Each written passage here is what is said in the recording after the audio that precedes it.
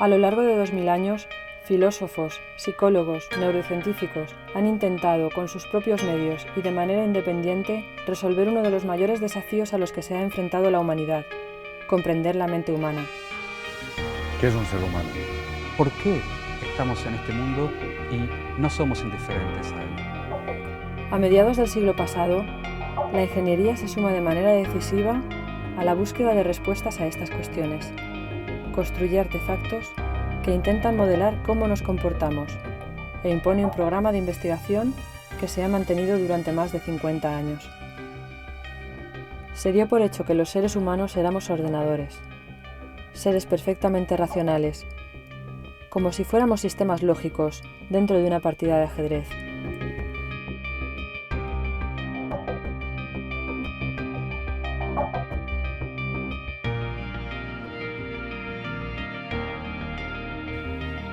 Pensar de esta manera ha tenido indudables beneficios, con aplicaciones en los campos más diversos. Hemos estudiado cómo el cerebro procesa la información y cómo la utiliza, y hemos empleado estas ideas para dar forma a importantes avances en campos como la robótica, la automatización de entornos industriales o la creación de espacios de realidad virtual. Sin embargo, cabe preguntarse si todos estos avances tecnológicos no nos han desviado del propósito original y si la imagen que nos devuelve es correcta. El interés principal de esa revolución, que era entender al ser humano, terminó, si se quiere, estrechándose en una visión bastante particular, que es la visión de que el ser humano y su mente tienen la estructura de un ordenador.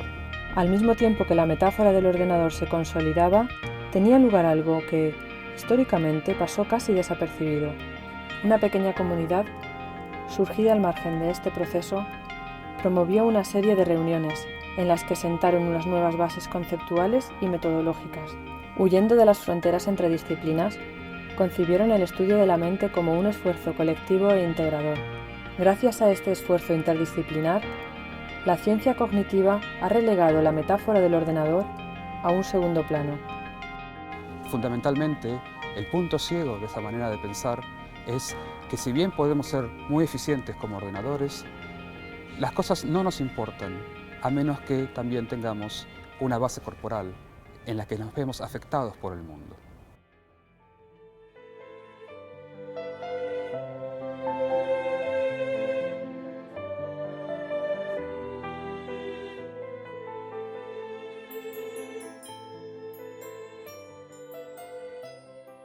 ¿Qué entendemos por la metáfora mente-ordenador? Es un modo en el que nos explicamos cómo funciona nuestra mente. Se reduce a seguir 3 etapas secuenciales. En una primera etapa, la etapa de percepción, lo que consideramos es que tenemos una cámara fotográfica que registra toda la información, todos los elementos accesibles al mundo. Esa información es registrada y almacenada en forma de representación mental y así se inicia la segunda etapa, una etapa de manipulación simbólica sobre esa representación, como si fuéramos un ordenador haciendo cálculos. Y la tercera de las etapas es la etapa de la acción. El resultado de esa manipulación, de ese procesamiento simbólico, resulta en una orden concreta motora que el cuerpo inicia y despliega en el entorno en el que se encuentra. Esta metáfora supone que siempre estamos analizando, incluso en nuestra interacción con los demás, como si el intercambio comunicativo consistiese únicamente en la codificación y decodificación de mensajes. Sin embargo, esta metáfora es falsa, es inexacta.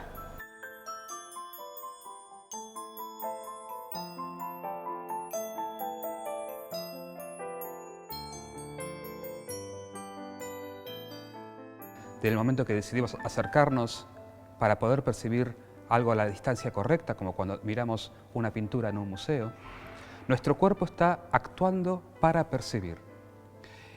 Y entender que la percepción está involucrada en forma íntima con la acción es una forma, si se quiere, es un cambio radical en nuestra concepción del modelo de ciencias cognitivas. Este experimento, en el experimento de la mano de goma, lo que ve la persona no es su propia mano, pero sí que es a su mano la que recibe la estimulación táctil. Lo que hace el cerebro es integrar el feedback visual con el feedback propioceptivo, táctil, que experimenta, y por eso es que si le amenazas con golpearle esa mano de goma, va a experimentar miedo de que sea golpeado y va a tratar de retirarla, evidentemente. Esto lo que sugiere, o permite interpretar, es que lo que hace el cerebro es construir nuestra forma de la experiencia, digamos, nuestra idea de cómo es el mundo y cómo son las cosas, incluyendo como parte de este mundo a nuestro propio cuerpo.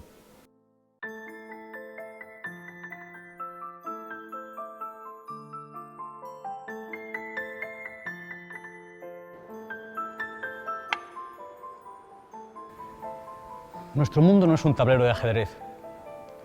En realidad, nos caracterizamos por sobrevivir en entornos no tan acotados, sino inciertos, abiertos, y por desarrollar preferencias espontáneamente, ser capaces de luchar contra las eventualidades, contra los imprevistos.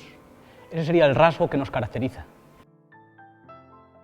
Debemos valorar los modelos simples y parsimoniosos, o que nos permiten entender cómo con menos información, con menos elementos, somos capaces de anticipar más. Nuestro modo es simple, tiene que basarse en elegir cosas básicas, no en tratar de tener toda la información para luego elaborarla, reelaborarla y procesarla. Imaginemos la situación en la que hay indiferencia a la hora de elegir entre dos opciones. En ese caso, un robot no sería capaz de, a partir de un criterio y de un análisis de datos, romper el equilibrio que le supone elegir una opción o la otra. Sin embargo, en las situaciones reales donde los humanos no tienen manera de romper ese equilibrio, lo rompen utilizando o accediendo a su parte emocional. Simplemente el cansancio o la pereza nos lleva a romper esa estructura de equilibrio. Cuando pensamos en las ciencias cognitivas tradicionales, generalmente lo que se investigan son acciones muy concretas. Tomar una decisión, resolver un problema, cómo percibimos. Es como si siempre estuviéramos muy ocupados, trabajando todo el tiempo, y nunca estuviéramos haciendo algo divertido, algo que ni siquiera sabemos hacia dónde va. El juego, tradicionalmente, es precisamente ese tipo de actividad, la cual está abierta, en la que se crean nuevos significados, nuevas metas. Y eso es un desafío para las ciencias cognitivas tradicionales. Y eso es algo interesante, ver esa dinámica de creación, de creatividad, que no solo se manifiesta en el juego, obviamente, se manifiesta en otros aspectos de nuestra vida, pero tradicionalmente, de alguna manera, eso estaba en un punto ciego, la creación de nuevos significados.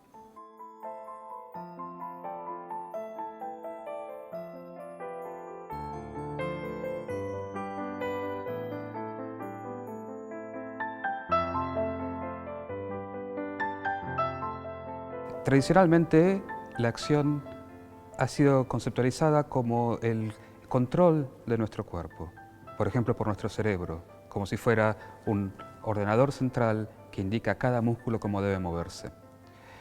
Pero la acción no es solamente controlar nuestro cuerpo, sino es entrar en interacciones con nuestro mundo. Cuando vemos un artesano trabajando, tallando la madera o trabajando sobre una piedra, es la materialidad la que de alguna manera invita y responde a nuestras acciones y no el cerebro el que indica con qué fuerza tiene que, por ejemplo, tallarse, martillar o de qué manera moldear una figura. Es el hecho de hacer las cosas el que nos da la mejor pauta de cómo debemos aprender a hacerlas.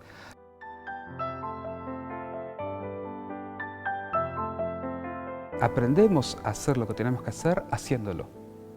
No hay otra manera.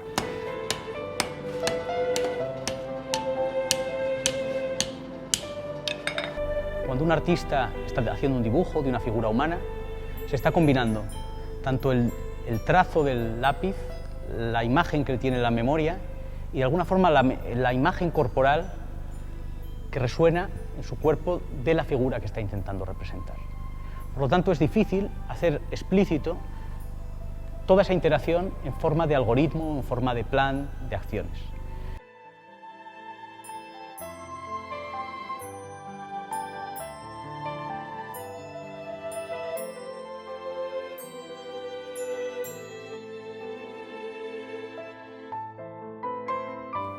Algo que sucede sin pensarlo muchas veces es que cuando hablamos con una persona, sin quererlo estamos corregulando la distancia interpersonal. Si se trata de un amigo y tenemos una conversación un poco íntima, podemos acercarnos y hablar en voz baja. Si se trata de una persona que conocemos por primera vez, hay una distancia razonable y que si la cruzamos, sin entendernos, nos sentimos incómodos. Eso es algo que hacemos sin pensar. Nuestro cuerpo sabe exactamente en qué contexto y con qué persona la distancia es la óptima. Ese es el punto de partida que nos interesa, no tanto el punto de partida de qué es lo que sucede cuando yo intento razonar sobre las intenciones de otra persona, sino qué es lo que sucede cuando estamos embebidos, imbricados en una interacción con el otro. Un ejemplo de ello sería, por ejemplo, dos personas bailando. Cada una de ellas tiene que adaptar su propia conducta a la conducta de las demás. Y para ello tiene que ir interpretando qué es lo que está haciendo el otro. Pero no interpretando desde una perspectiva distanciada o inferencialista, no, directamente en su propio movimiento. Nota que le empuja porque quiere que se dé la vuelta o que lo siguiente va a ser una voltereta. Anticipa qué es lo que va a venir y responde adecuadamente en función de lo que anticipa, en una especie de bucle de reciprocidad.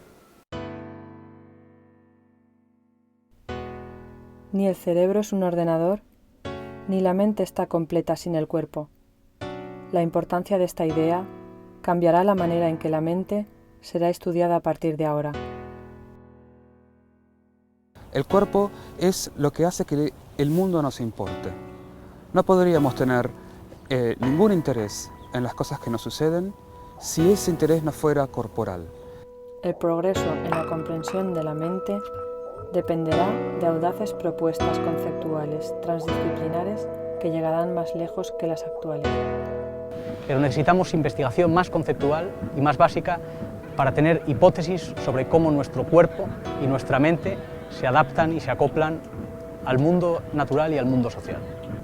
Investigación que nos permita tener nuevas ideas, nuevos conceptos y no tanto que se aproveche de recursos tecnológicos. Estar a la altura de estos cambios requerirá una profunda renovación en el perfil de los investigadores. Lo que nos hace falta justamente de cara al futuro es personas formadas con las herramientas técnicas, matemáticas necesarias para construir los modelos y con los conocimientos cognitivos y de sistemas de control necesarios para poder integrar en una persona esta formación. En la ciencia cognitiva del futuro no existirán las actuales fronteras disciplinares. Habrá una única comunidad con un lenguaje propio.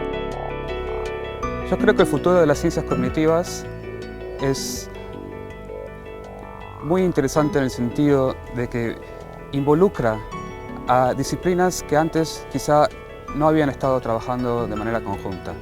Disciplinas científicas, de las ciencias duras, por un lado, la neurociencia, las matemáticas, las ciencias de la computación. Pero también involucra un nuevo encuentro con las humanidades y las ciencias sociales. Y, si se quiere, el futuro, precisamente, de una ciencia corporizada de la cognición es el estudio del ser humano en su totalidad. El ser humano en sus aspectos biológicos, psicológicos, sociales, el ser humano como proyecto de sí mismo.